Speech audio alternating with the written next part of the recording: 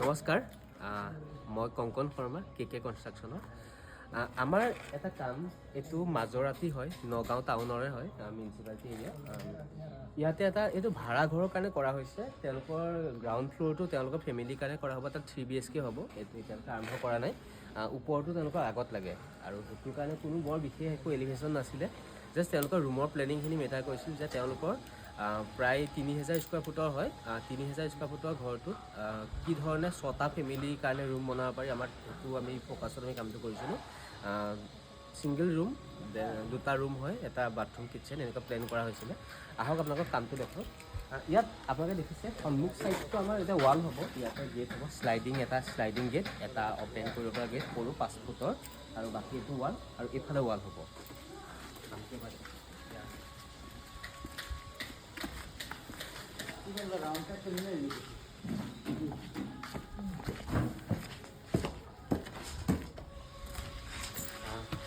এইটো কেছৰ টাইলছ হ'ব। ইয়াৰ টাইলছটো তেওঁলোকে কৰা নাই। আমি প্ৰথম ৰুমটো দেখাওঁ।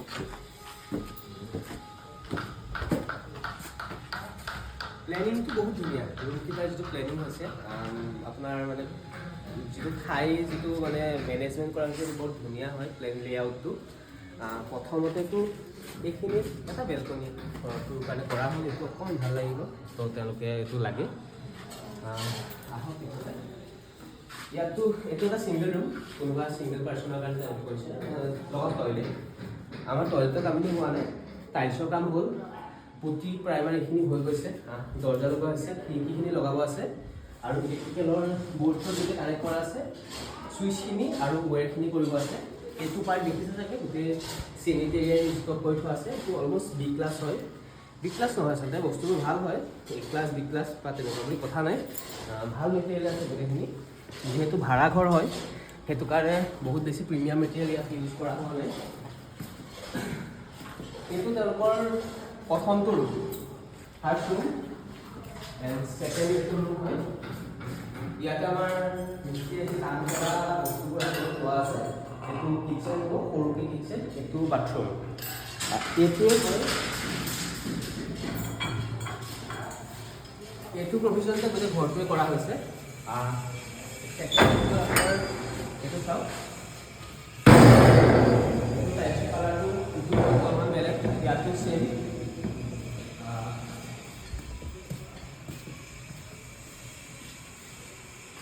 এইটো হ'ল থাৰ্ড। ইয়াত টাইলছটো চাব পাৰে আপোনালোকে, বাকী আগৰ দৰে কাম হৈ আছে। ইয়াত এটা দৰ্জা লাগিব, বাথৰুমত দৰ্জা হ'ব। বাকী টাইলছ ইয়াত অলপমান টাইলছ ষ্টক আছে, অলপমান শ্বৰ্ট হ'ব। আমাৰ কিছুমান টাইলছ আমি অলপ হ'লেও আনিবলগীয়া আছে।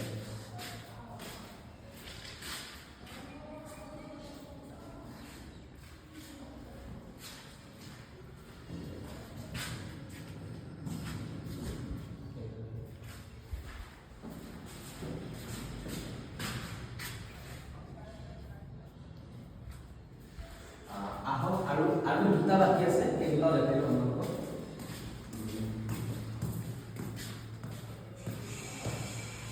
এটা এইটো ৰুমখিনি আহকৰ ৰুম,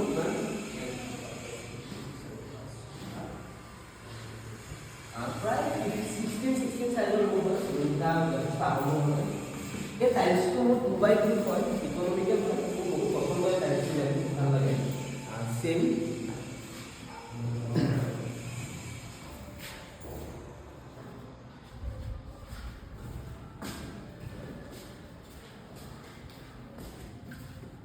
আৰু নাম্বাৰ 5 এইটো বেছি দেখাই নাথাকোঁ, চবৰে ছেম প্লেনিং হয় আপোনালোকৰ।